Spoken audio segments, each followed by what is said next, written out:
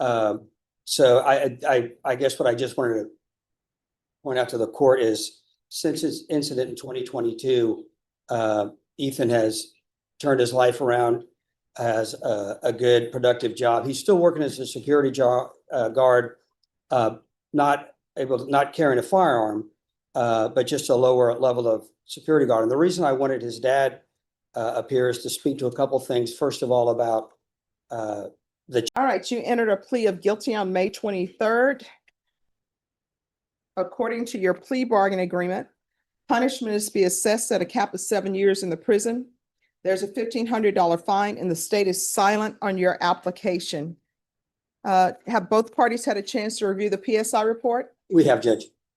Any objections to the PSI report from either side? No, Judge. All right. State, you are silent. Defense, do you have any witnesses? Yes, Judge. I would like to call Tony Rosales. All right. If they'll come forward, please. All right, could you raise your right hand for me, please? Do you solemnly swear affirm the testimony you give will be the truth and nothing but the truth, so help you God? Okay. All right, you can lower your hand, state your name for the record. Antonio Rosales. All right. And Judge, if I could, I guess kind of give you some backstory, and I'm sure Megan will let me know if I missed any facts. So this incident took place in 2022. My client was a driver of a car. There were several other young men in the car with him with this incident who participated in this. Subsequent to that incident, my client had been, I guess, arrested, and then Mike Beliveau had represented him. That charge had been dismissed. Okay. Since that time, Ethan he got a job. He became a licensed security guard, passed his level 3, and was, I think, had turned his life around from this incident. And then this charge came back up, and that's what brings us here today. So I can be sure. So he became a licensed security guard, then this charge popped up. Yes, then this subsequent charge, yes. So he had passed all his levels. He was licensed to carry a firearm as a security guard. He had passed all the testing, all the background checks. And then I guess the case got refiled as the deadly conduct. At least 2 of the other juveniles in the car with him, I think, subsequently have been arrested and charged with capital murder. Okay, which is why he's here as a co-defendant on the deadly conduct charge. So obviously, the boys he was with that night, and it's noted in the offense report, he after work had gone to this Nathan kid's house, and that's how he ended up being involved in this situation. And the capital murder charge has absolutely nothing to do with this offense. No. So I guess what I just wanted to point out to the court is since his incident in 2022, Ethan has turned his life around, has a good productive job. He's still working as a security guard, not carrying a firearm, but just a lower level of security guard. And the reason I wanted his dad up here is to speak to a couple things. First of all, about the changes in Ethan since then, and also about the job opportunities he's got. So may I proceed? Yes. So Tony, I know you and I have had several conversations about Ethan and what happened that night. Can you tell the court what sort of attitude or behavior you've seen out of Ethan since this incident back in 2022? Before and since this incident, I mean, that night he used very, very poor judgment. I mean, he made a very bad decision, but he acknowledges it. His family acknowledges. We all acknowledge what he did, and like I said, like you just said, you know, we all assumed it was resolved, and we can start trying to remove this from him. And he proceeded to get his commission with the state. He, in fact, the day he was arrested with the indictment, he was on his way to work. He was carrying his firearm. He was in uniform, and then everything came crashing down again. But that still hasn't stopped him. We've talked about him going to St. Philip's College for Yeah, CDL. let me ask you some, well, I have to ask informal questions. So Okay, I'm sorry. Go ahead. So what kind of work do you do? Oh, I'm an HSE engineer on petroleum industry. Okay. Been doing that for the last decade and a half. Okay, and so you and I have talked about Ethan's opportunities in the oil field, correct? Yes, Okay, and you and I have discussed and Ethan, I guess the goal is if he gets probation, that he wants to apply to be a commercial truck driver. yeah, Correct? he's already set up for a SAGE program at St. Philip's College, but we have to wait to see what happens here. Okay, and then I guess as part of that, if he's able to finish his program as a commercial truck driver, he has a lot of opportunities for work in the oil field and the oil industry, correct? Yeah, oh, well, as a service provider, not directly in the oil field, but as a service provider, yes. Okay, and can you tell the court what a service provider is? So basically you'd be transporting materials back and forth. Depending on the outcome of this court will be determined whether or not he can get his TWIC. Okay, tell the court what the TWIC is. Transportation Work Identification Card. There are federal and felony restrictions to that. It's not always 100% that he won't be able to get his TWIC, but he could always get a waiver. The thing is it will limit his opportunities to be able to get a TWIC card if he doesn't get a waiver approved. But that means he can still work with a CDL. He just won't have as much opportunities for advancement as he normally would.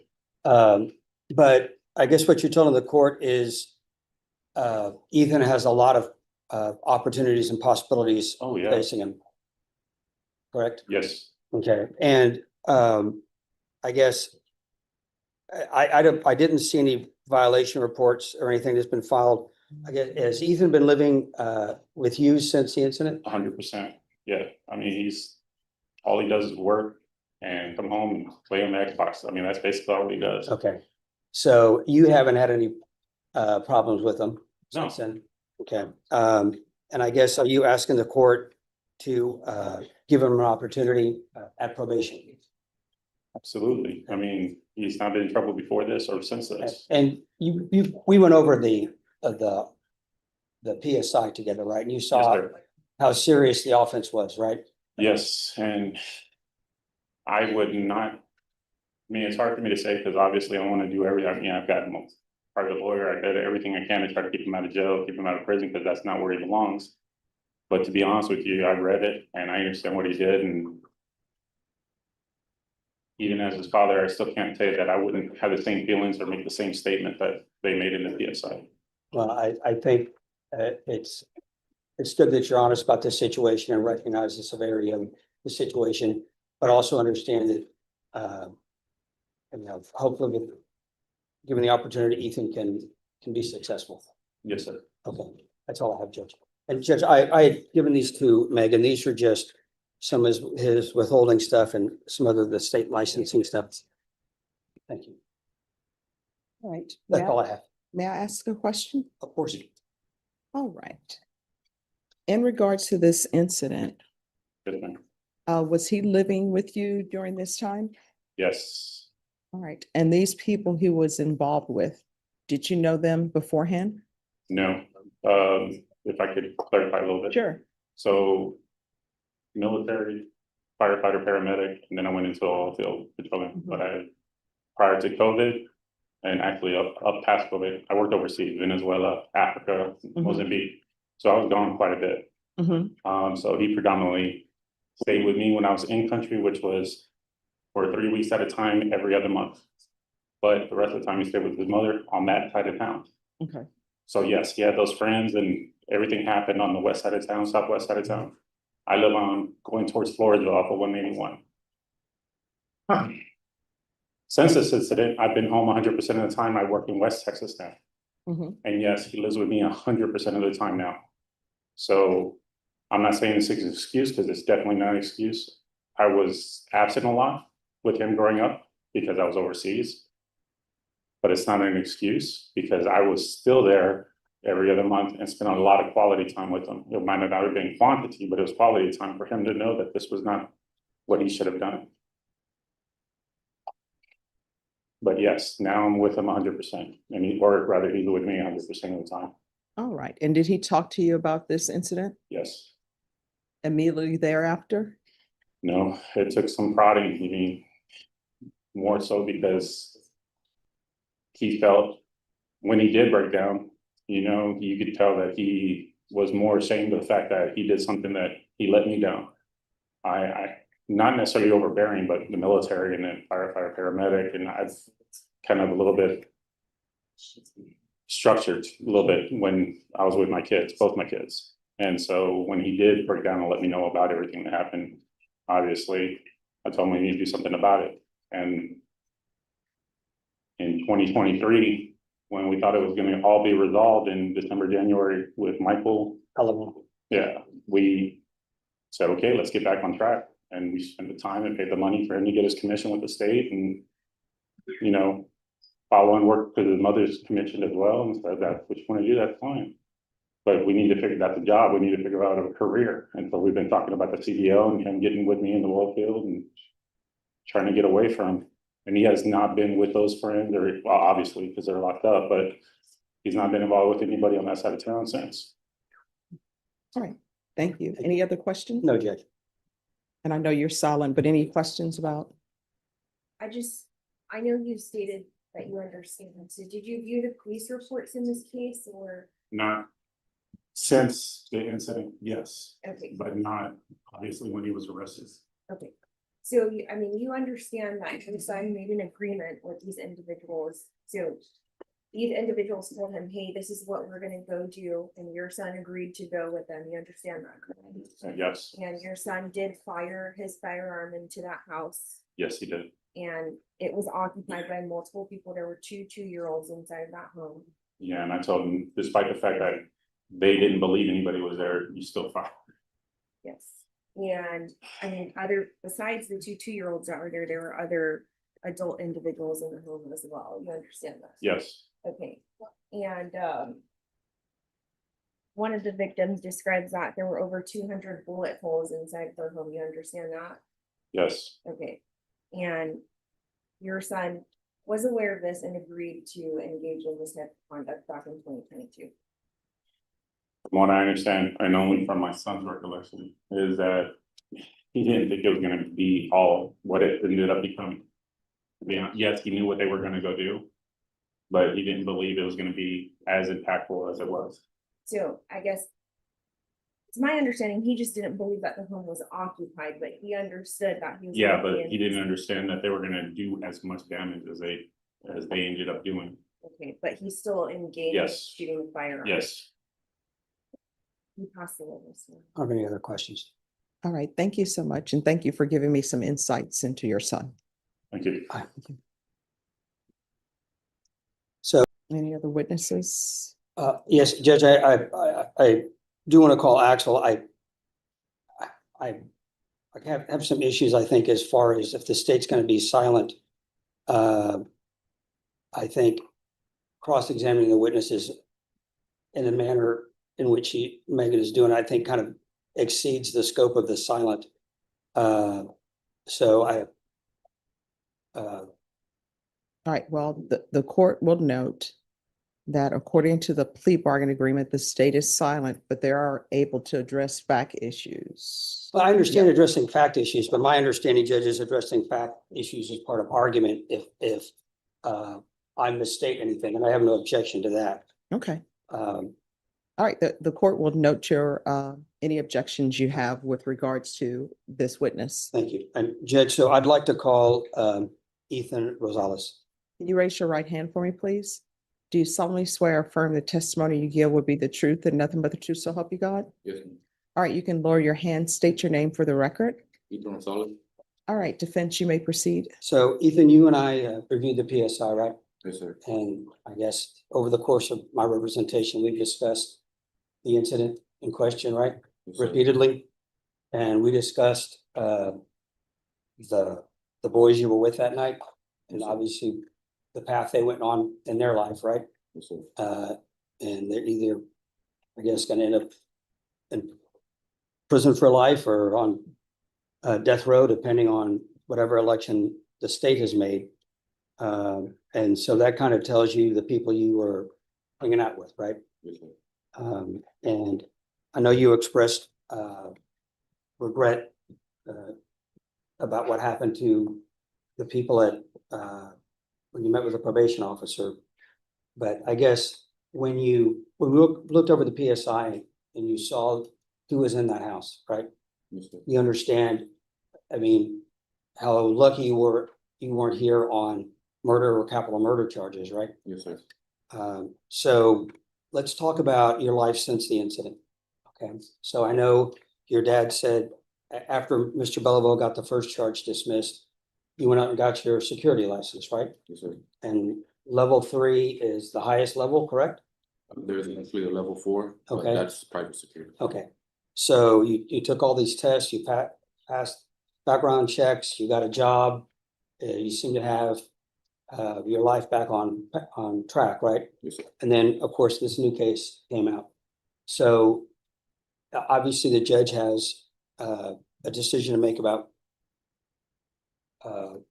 what happens with your life, right?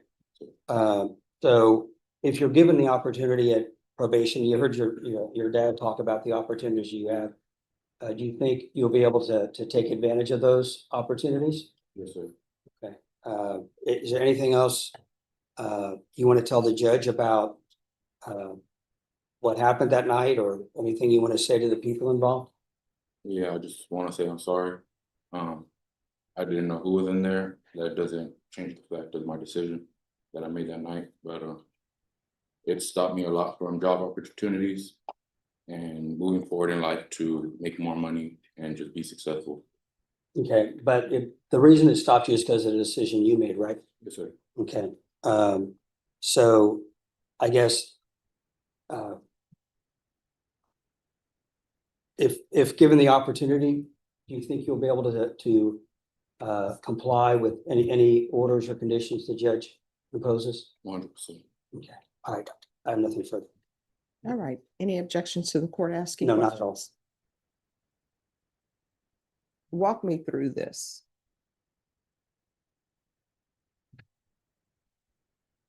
Friends come to you. Were they your friends? If I thought they were, All right. So how did you meet them? How did you all become friends? just growing up in the school, playing basketball at the park, stuff like that. All right. Were these your only friends? You know, I have more friends. All right. So explain to me how this happened. You have some friends who come to you. So they come to you, and what do they say? About that night, Yes. I ended up going to their house and they let me know. All right. So you go to their house. Did they call to you and say, hey, come over, let's have, let's meet? Or how did it come to be that you ended up at their home? I was just getting off of work. I ended up stopping by their house. They let me know. All right. So you stop by their house. I like to do things step by step. So you stop by their house. What do you do when you get there? Are you all playing Playing video games. Yes, playing video games? And so you're playing video games, and tell me how the conversation goes. I guess they had information of somebody who was in that house, basically. It was down the street, so we just get caught up. Well, no. Because I'm trying to figure things out, and I'm trying to figure out what your mindset is. I think your attorney and other people, if somebody comes to them and say, hey, we're playing video games, but come with me, we're going to go shoot up this house. Here's your gun. Let's go shoot up this house. I'm trying to figure out what your mindset was in all of that. So you're playing video games. Were you drinking? Man, All right. So you're not drinking. You're sober. Were they drinking? no. So they're not drinking. They're sober. So how does the conversation go? It was more of a retaliation thing. No. I mean, like, what's the conversation? You're sitting, you're playing video games, maybe somebody's, talking trash about, you can't win, I beat you. Then what's the next conversation? Hey, there's a person down the street. We don't like that person. We're going to go shoot up their house. We want you to come with us. I'm trying to figure out how the conversation went from you're playing video games. Maybe y'all are trash talking to each other about, I'm beating you. You can't win. I trash talk during Mortal Kombat. So you're playing the video game. how does the conversation go? Who says, and if you don't want to name names, you don't have to name the specific names, but who brings up the conversation and says, hey, we have some guns, we're gonna go shoot up this house down the street? How does that conversation happen? So I was at work, I got there, we were playing games, they let me know that they had information from. Who's they? So what she's at, what she's trying to get is specific of the conversation. Names. Yeah, who brought it up? I would say Chris. All right, so a conversation starts with Chris. Chris says, what? He had information from somebody else, I didn't ask who, of whereabouts of somebody that he wanted to retaliate on. All right, so did he tell you why there was this want or need to retaliate against someone? Yes, they had shot him previously, don't know the timeline. So he tells you, hey, look, somebody shot at me previously, and I've just received information that this person is at this house down the street. Is that how it went? Yes, ma'am. All right, so he tells you that. Then what's the next thing that's said? I was the only one with the car. They basically asked me if we would go. It was more of an impulsive decision. No, let's not do basically, because I'm trying to figure out what your mindset is, because I have to make a decision on whether or not to grant your application. So he tells you, I have information on the person who shot me. The person who shot me is at this location. All right.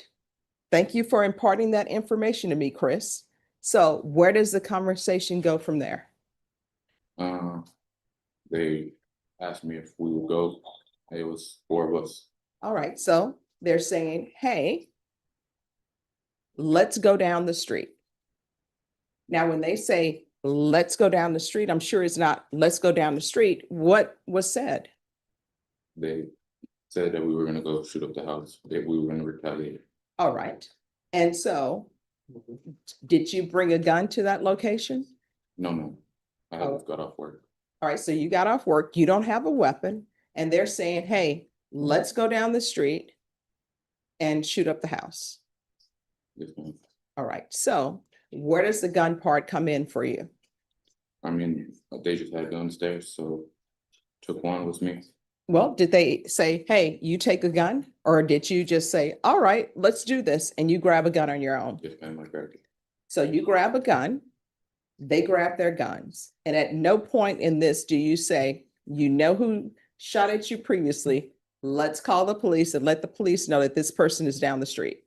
Nobody says that. Mhm. No, ma'am. All right, so you get a gun that's been provided and you all get in the vehicle, Yes, ma'am. and are you driving? Yes, ma'am. So what happens next? We drove about 2 blocks down the street, and that's where the house was. Okay, so the house is 2 blocks down the street, and what are you thinking as you're driving to this location? It was more of an adrenaline rush, I would say so. And how old were you? 19. All right, so you're 19, you're getting an adrenaline rush, and you drive to the house. And how far was that house from where you were playing video games?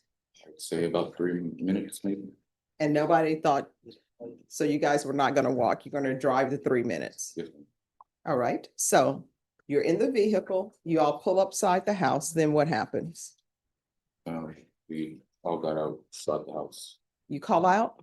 We all got out and shot the house. Okay. All right. And then after you shoot the house, what do? We go back to their house. So you get back in the vehicle and you drive back to the home. Yes, ma'am. And does anybody say anything? No, ma'am, it just went back to, I guess, and games went back to normal. All right, so then you go back to playing video games. And at some point, did you leave that house to go home? Yes, ma'am. And did you talk to anybody? No, ma'am, I was pulled over. I can't remember the timeline, maybe an hour, 2 hours after. But yes, there was police in the area. I got pulled over. All right. Any further questions? No, Jim.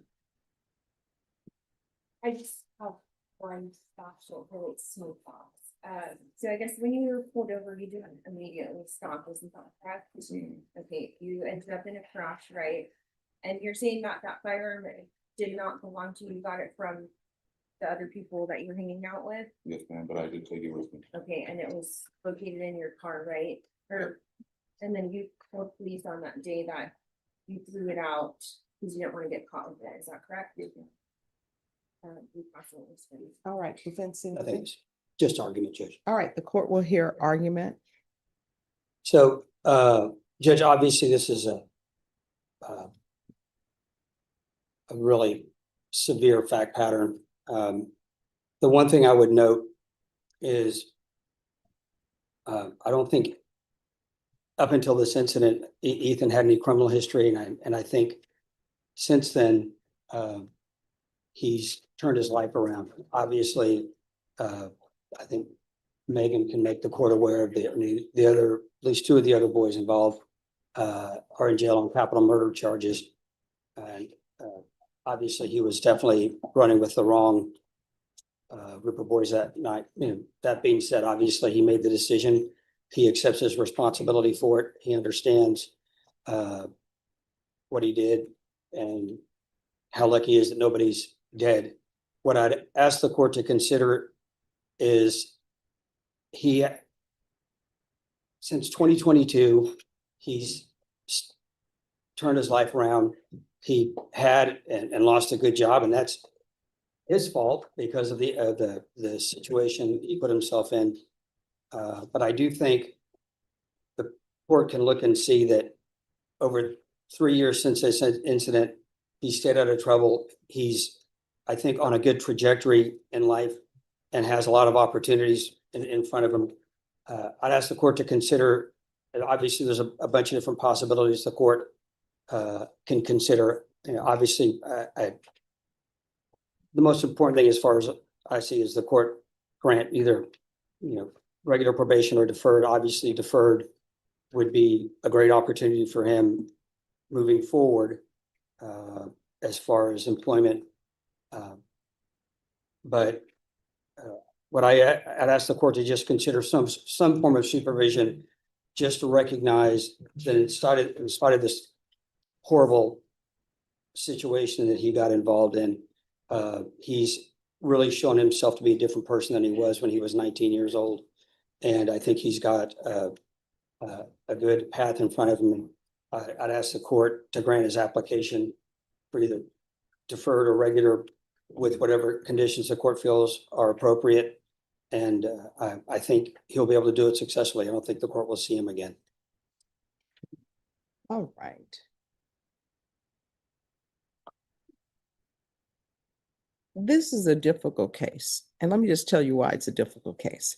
It's a difficult case in that when you have children, people always say when you punish a child or give punishment to a child, it needs to be done immediately because otherwise they've done other things that shows that they've internalized what they've done wrong and they've made changes. So it's regretful that this case wasn't done sooner, and that's no fault through the prosecutors. And in this court, sometimes cases are not indicted. But here's my issue. When people get together in these groups and they decide to commit crimes together, sometimes if one person would have said, no, I'm not doing that. For example, it sounds to me like people were lazy. They didn't want to walk the 3 minutes.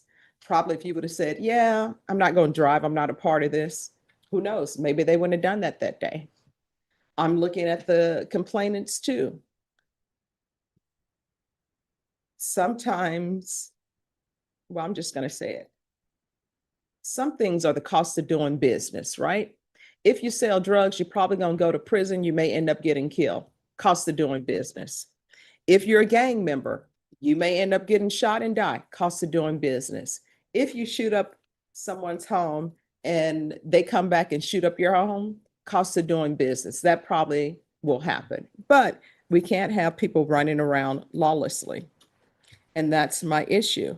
So the young children in that house, they were not a part of the cost of doing business. And I see that there's some issue for restitution. And honestly,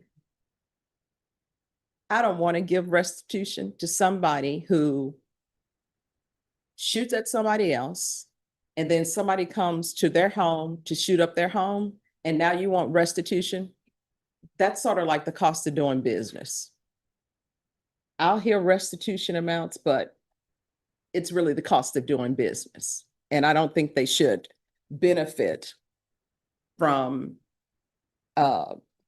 as we learned in law school, they have dirty hands. So they should not be benefiting with restitution.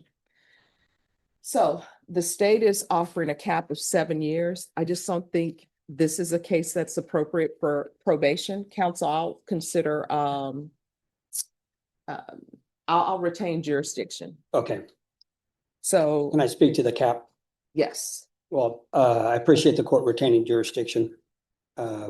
So Judge, I'd ask the court to take into consideration that it's been 3 years since this incident, that he's not gotten any more trouble, he's maintained employment. And obviously, if he does well and the court grants him shock, then I think he'll still have a good future in front of him. I'd ask the court to assess sentence of 3 years TDC while retaining jurisdiction. all right, so the state was silent on his applications, but I don't think they were silent on the cap. Because I think that covers, I think silent is silent. I think it's entirely up to the court. I don't think if the state wanted to make argument, then they could have opposed. All right, well, I will tell you this. According to the plea bargain agreement, it says the state will make no recommendations to the application for deferred or community supervision. But state, if you have nothing to say with regards to the cap, the court will make its own decision based upon the stipulations, the PSI report, and defense's argument. I don't want to say it's implied in the plea bargain, but that's what I would be asking. All right, so this is what the court is going to do. There's going to be a $1,500 fine. Time and money run concurrent. The court will sentence you to 4 years in the prison, give you credit for any time served. And with regards to the restitution, and I'm serious about with regards to the restitution, you really need to come to court with the clean hands. You can't be a part of this life and then want restitution. But state, was there any restitution? Judge, they did give an amount to riot officer, the homeowner. And that was $15,740.65, but it says that the out of pocket actual expenses were $6,980. All right, so here's the question for the court. Were there any receipts provided to defense counsel? No, Judge, and I guess if we get to a hearing on the motion to shock, I guess we can have a restitution hearing at that time. I mean, it sounds to me like they just provided an amount to Well, here's probation. my question. Were there any receipts? To my knowledge, no, and there were none attached to the PSN. All right. So the court doesn't have any receipts before it with regards to restitution. So Judge, I guess barring that, I mean, I don't think the court can impose restitution based upon estimates or just generic statements from the complainants. So at this point in time, the court does not have any concrete evidence, not even Have a seat. preponderance of the evidence. The court doesn't even have a preponderance of the evidence for restitution. So at this time, the court is going to say there's $0 for restitution. Is there anything else with regards to sentencing? No, Judge. All right, did you review the document entitled Trial Court Certification of Defendant's Rights to Appeal with your attorney? Did you understand it and sign it? Yes. All right, because this plea bargain agreement, because I followed your plea bargain agreement and because you waive your right to appeal, you do not have the court's permission to appeal. Because this is a felony conviction, you're not allowed to own or possess any weapons or ammunition. If you have a question over what a weapon or ammunition is, you'll need to speak to an attorney. Do you understand? All right, off the record, here's the thing. If you strongly want the court to consider perhaps giving you shock probation, you had better show me something that you are doing while you are in custody at the prison. Do you understand? Okay. All right, good luck to I'll you. talk to him. There's any Okay. victim impact statement, you think? Is there a victim impact? Nope.